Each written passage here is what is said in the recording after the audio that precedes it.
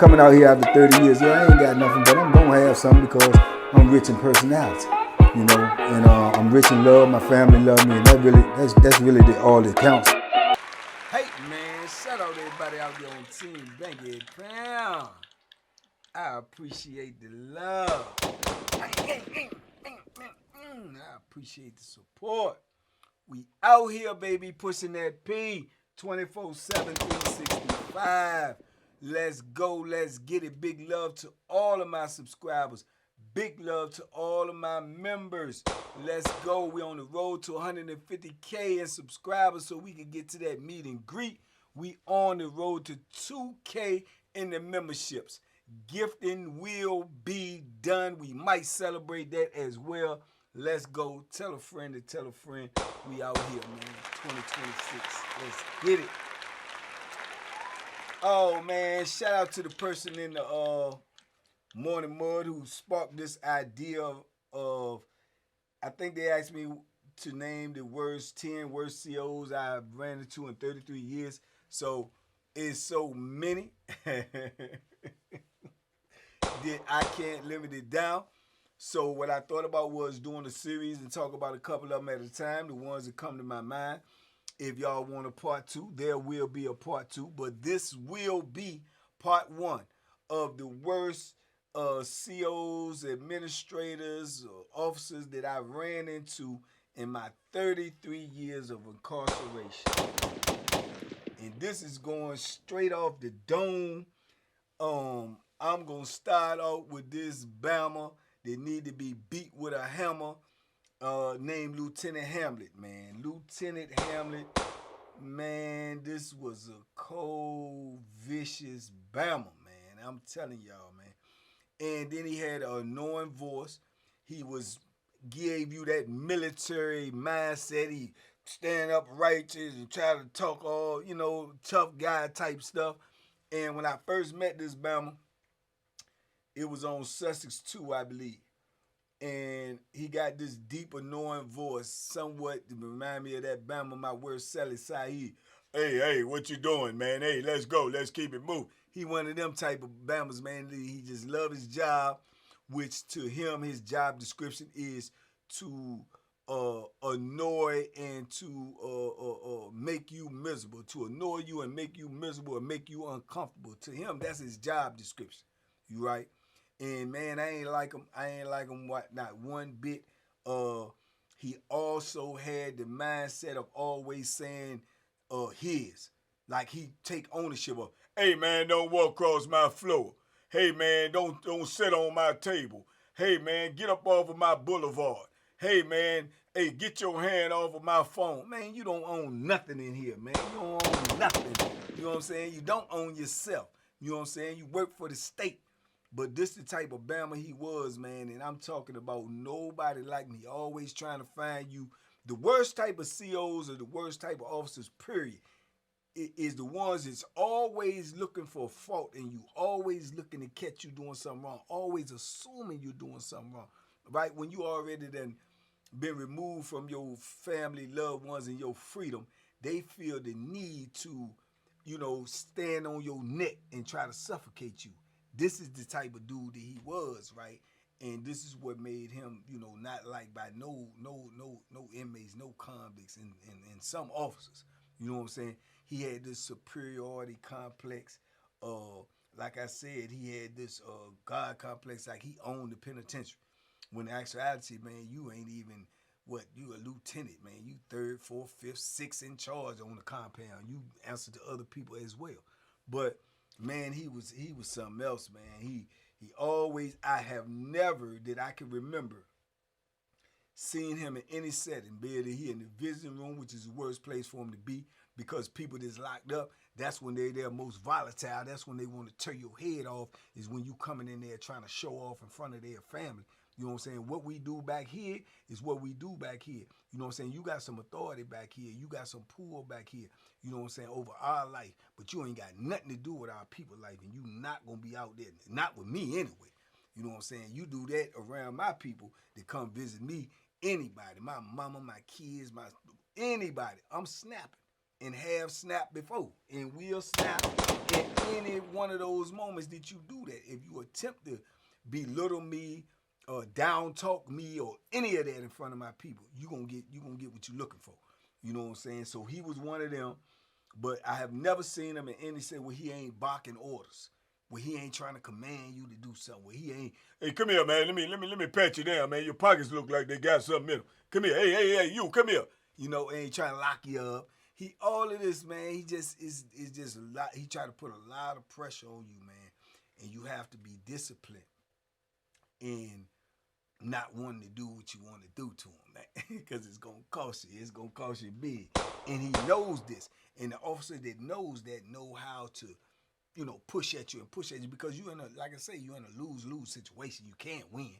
You know what I'm saying? You might get knock his block off, but in the end, they're going to do you dirty when you get the handcuffs on. They're going to stack some charges on you. They're going to take you to street court. They're going to send you up in the mountains. They're going to mess up your file. They're going to put stuff in your jacket. And it's going to F you around for the rest of your bit. You know what I'm saying? So they know this. So all of this is in their favor. So when all of this is in their favor, they poke. So he definitely on the list. Lieutenant Hamlet. Then I leave Sussex 2 and go down a level after dealing with this Bama for years. And we had our run-ins. He's the same Bama. You go back and look at the video when I was on the phone one time and he came in there and he tried to lock the pod down when we just came out 5-10 minutes ago. But they got to bring some laundry or something, so he's telling everybody to lock down. But you get on the telephone, and once you get on the telephone, you got to pay for that call for 20 minutes regardless. It's paid for once they accept the call. I'm not getting off for my 20 minutes is up. I paid for this. He called, hey, everybody get off the phone. Go to your cell. Man, shh.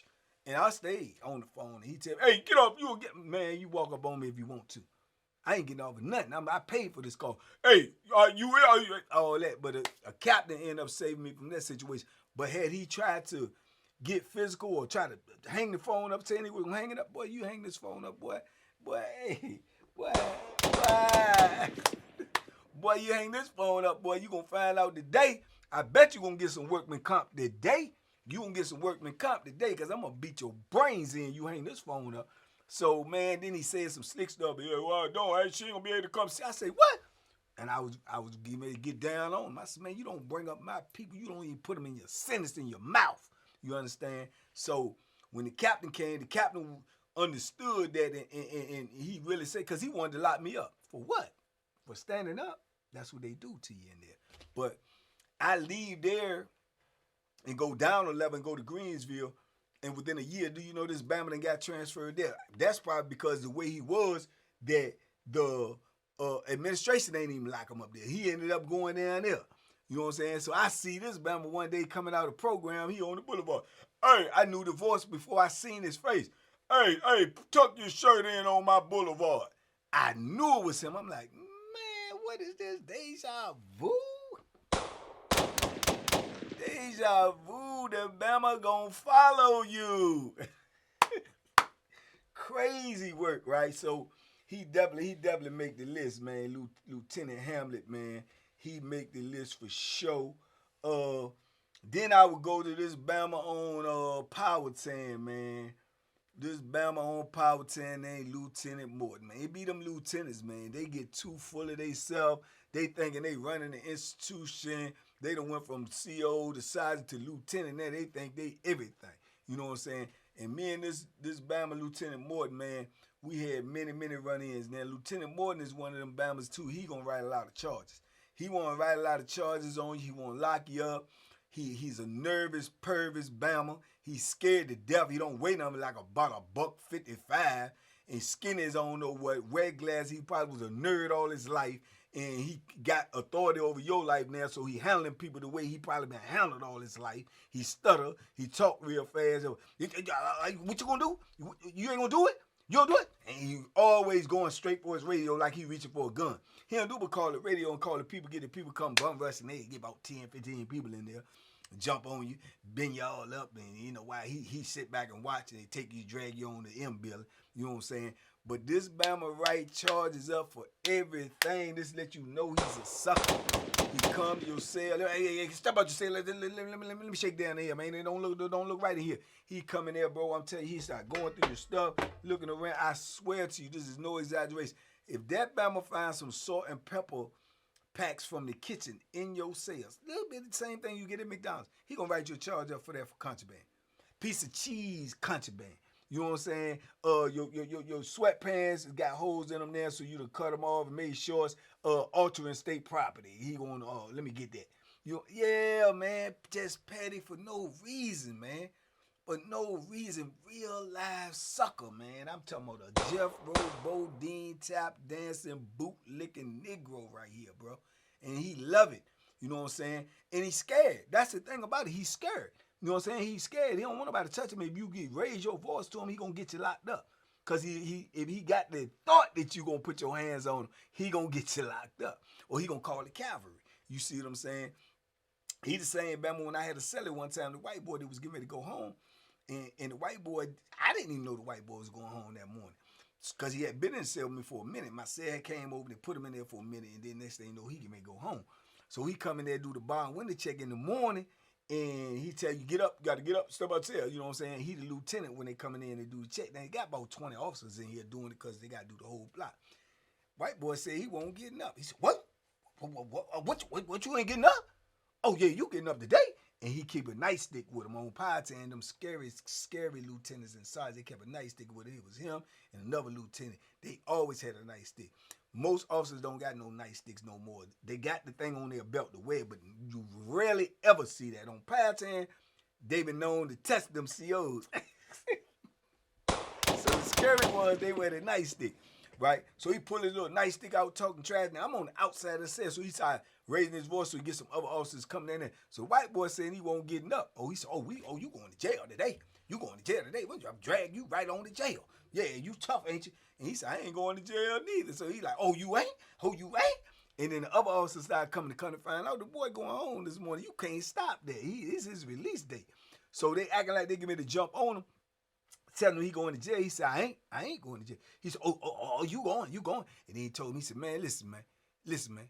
I'm getting ready to go home this morning. You better go check. I'm getting ready to go home. He said, oh, you ain't going today? He said, oh, I'm going. Yeah, I'm going. And a footnote, if you put your hands on me when you get off this evening, me and my brothers, them will be out there waiting for you because I stay there in the street. Man, that sucker ass got this big. What, you threatening me? He said, you damn skippy, I'm threatening you. Yeah, put your hands on me. Put your hands. So they just gently cuff them up and start taking. They gonna go check that paperwork and see if that white boy getting out for real. And he was, you did. And yeah, they scared the dickens out of him, you know. But he that type of joker. He just come in the pod. You know when a dude like him come in the pod, he looking. Just walking around, looking, you know what I'm saying? Keep his hand on his radio. He's scary. But you in here antagonizing and messing with people every day that already lost their liberty. And you know, and probably loved ones, and probably they going through it. And here you come trying to poke people. Man, I hate them Bammers like that, man. I hate him. He one of them, man. He one of them. Lieutenant Morton, he is definitely on the list as one of my worst jokers that I ran into all the time. Any police that always trying to find you doing something, them ones right there, man, they just in the way, man. They you know what I'm saying? Because you could be doing nothing. You could be literally doing your time. You could be minding your business. You could be trying to get your life together, trying to get your situation, you know what I'm saying, in a place where you know you could deal with, and here they come messing with you, dog. Messing with you. They don't want to see you progress. They don't want to see you advance. They want to look down on you, talk down on you. He's one of them, man. Lieutenant Morton, you on the list. You get your damn Bama, and I swear to God, I hope you somewhere miserable. I swear I do. And my philosophy is anybody who make their living, if you make your living off of another person's misery, you's a Bama. You's a Bama that need to be beat with a hammer. And that's what these Bamas do. They make their living off of other people's misery, man. And I do not like them type at all. Another one I got to put on the list, man, is I got to put this Bama on the list, man. Captain Day. Captain Day. Real live racist, man. Real live, probably one of the first real live racists that I ran into in my 33 years of doing time, and one of the worst. And how do they reward him for being a racist? Last I checked, he was a warden. A whole warden. You heard me?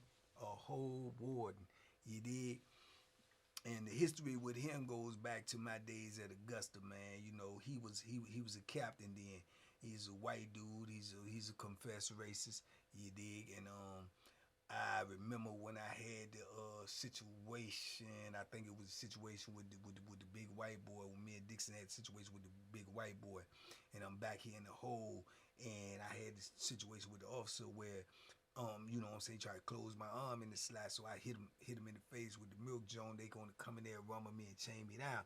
So this sucker, he comes in there while I'm chained down, and after the ruckus and all the fighting is over, that's when he show up. And he's standing over top of me while I'm chained down, nigga, spread out on some steel, you dig, I'm saying, can't do nothing. And he's standing over top of me, talking, spittle coming all out of his mouth, calling me all outside my name, calling me boy, the N-word, all of this and all that. You don't keep putting your hands on people on here. You ain't said that with the situation with Big Raymond. You ain't said that with other incidents I've been in. You saying that because this a white boy. And this white boy had killed a young child. You know what I'm saying? A young black child at that. But either way, a young child. But you got empathy and sympathy for him. You did, because he's a white boy. You know what I'm saying? So he's standing over top of me, calling me all these. Man, listen, bro. Listen to me. That's my good word. Had I got back out on that compound after what he did to me, he spit on me. You know what I'm saying? Yeah, he spit on me. You know, and because I'm telling him to spit flying out his mouth, whatever. He spit on me, called me the N-word and everything. Had I got back out on that compound right now, y'all would never meet me. Never meet me. And he knew it. He knew it. You know what I'm saying? He was racist, but he won't blind to reality. You know what I'm saying? So he kept it in that paperwork that I couldn't come back out there with him. You know what I'm saying? And that's how I ended up going from there to Mecklenburg. You know what I'm saying? But he's a racist. He ain't no good, and they reward these type of people. They put him in authority figures. Like I said, he's a warden. How do I know he's a warden? Because when I got in the incident on Powhatan, and they was trying to get rid of me, saying that I had a relationship with a female CO, and they couldn't prove it, so they just put me in for emergency transfer, which was the first place that came open, and they sent me to Augusta when they had paperwork that I wasn't supposed to be on Augusta no more.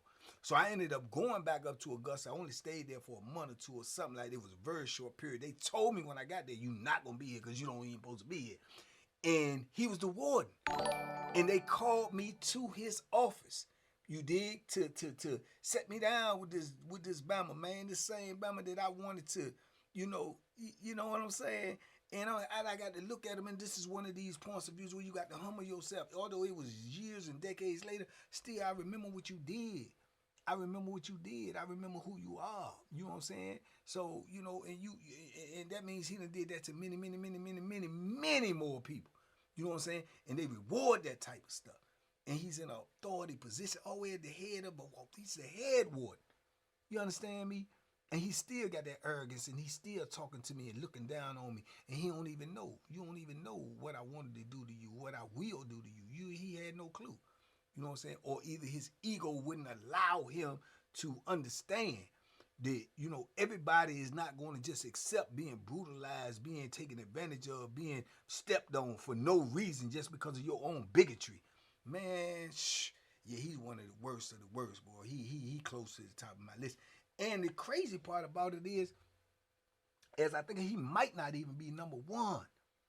You heard me? And all this is what I'm telling you, and there's much more to his story. But he might not even be number one. This is how wicked the system is.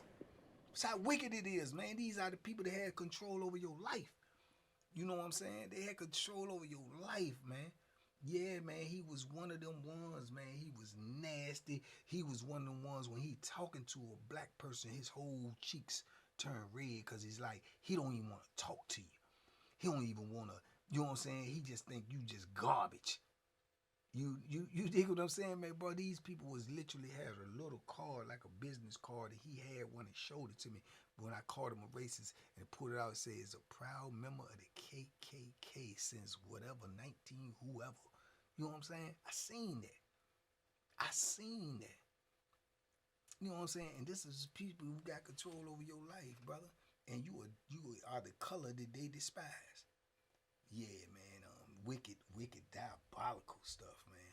The things that you will have to go through while being locked up, man, is insane. So you think the outside world is that bad? Get in on the other side of that gate. And you can be dealing with people like this. You know what I'm saying? You'll be dealing with people like this, man. So he most definitely, on the list, man. One more that I would add to this list, I would probably put Zali.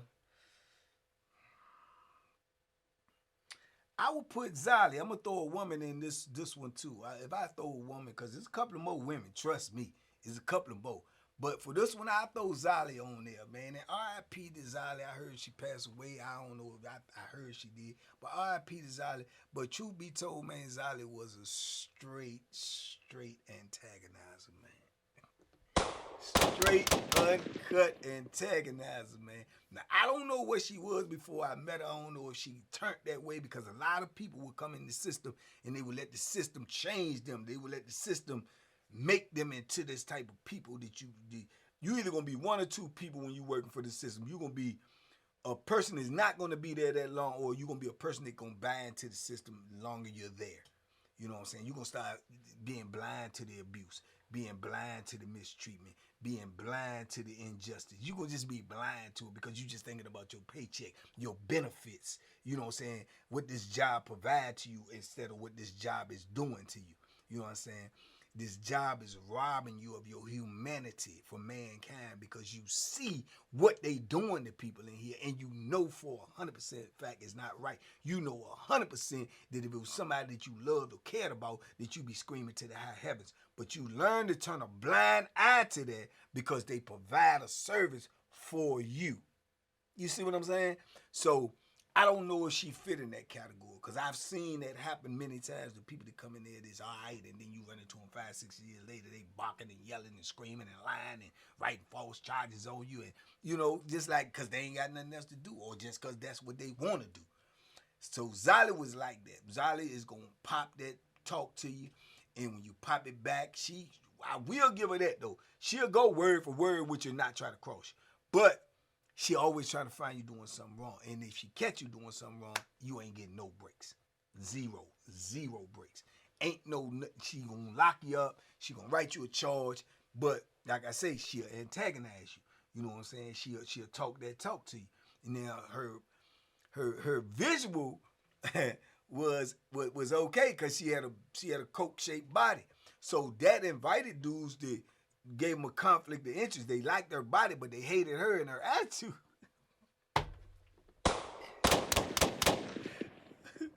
But looking at her in them tight clothes and the way that thing would be moving when she walked, dudes was like,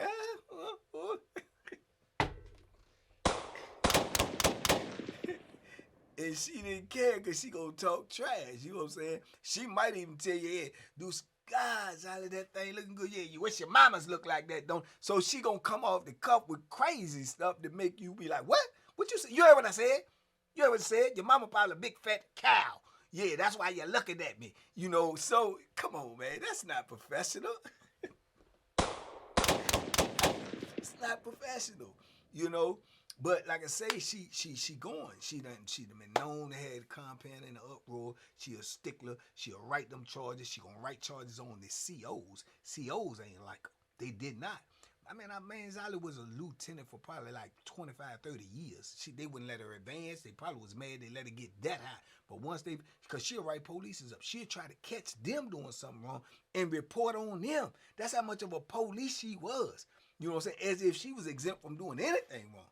When you gonna tell on the police and you gonna tell on the inmates, that means you ain't doing nothing wrong. You squeaky clean. I think she was doing that to advance, but I think that compromised her advancing, because the people, everybody on there doing something wrong. So she don't want to they don't want to put her in a position where she gonna be able to tell on some big hats. You know what I'm saying? But when I tell you that she telling on people doing wrong, even police, I ain't talking about the abuse. She ain't telling that though. That's where I find the flaw in her. But she'll tell if they doing something, or she think, oh, he might be bringing in drugs, or she gonna tell on their side or like that. You know what I'm saying? Or I told them to do something and they wouldn't do it, or she write them up for insubordination. She that type of telling. But she ain't tell if she see them abusing somebody, or inmates, she not gonna tell that. You see what I'm saying? She not gonna tell that. She gonna back their hand with that. So with that, she falls on the list. You know what I'm saying? And then, like I say, she'll talk so much trash, and then she done been, fighting before. Dudes done jumped on her before, done took off on her. She done bit a tip of a dude finger off and some more stuff, man. She's a warrior. She shut the compound down. She was the one that shut the compound down and found out that the dude had the liquor in there, and opened up the big investigation on the graphic design teacher and got that man there to resign and go somewhere else. She did that, shut the whole compound down. I'm talking about Greensville, the biggest compound in Virginia. That's 3 institutions in one. She shut them all down because she said it was a big conspiracy going on where they got drugs and liquor in here. Shut the whole compound down and did not get rewarded, not one iota. She still was a lieutenant when it was all over. You did? So you can give your heart and soul and what you consider your loyalty to this system, even if you're on that side, and they still will not reward you. They still will look at you like, you know what I'm saying, thank you, but that's it. They treated her the same way, but she didn't care because she still treated us like we was garbage, So with that, you make the list, Zali. Well, it's a lot more. It's a lot more. And, I'll run them down to y'all if y'all want to hear more. But for now, that's the one we talking about today, man. Them bootlicking Uncle Tom, tap dancing Jeffro Bodine, Negroes to the system that don't know their heritage, their history, or they have no backbone or no spine. They just have greed and dollar signs and benefits and what this job would do for them in mind. Not no cause for humanity, righteousness, justice. They void of all of that. So for that, they make the list as some of the worst administrative COs that I've ran across, officers in my 33 years of incarceration, 12,065 plus days. They on the list. Bootlickers, community. You on the list. But y'all talk to me in the comments. I talk back, man. TBP Nation, stand up. Big love, man. I appreciate y'all. Big love. If you ain't got the membership, you need to get it, man, because you might get this raw and uncut, and it's going to be a whole lot different, you heard me? But in the meantime, in between time, thank you for your support, man. Love is love. Y'all be safe, be smart, man, and make good decisions and duck them hooks and duck that penitentiary, man. You don't want to be in there with these bammers.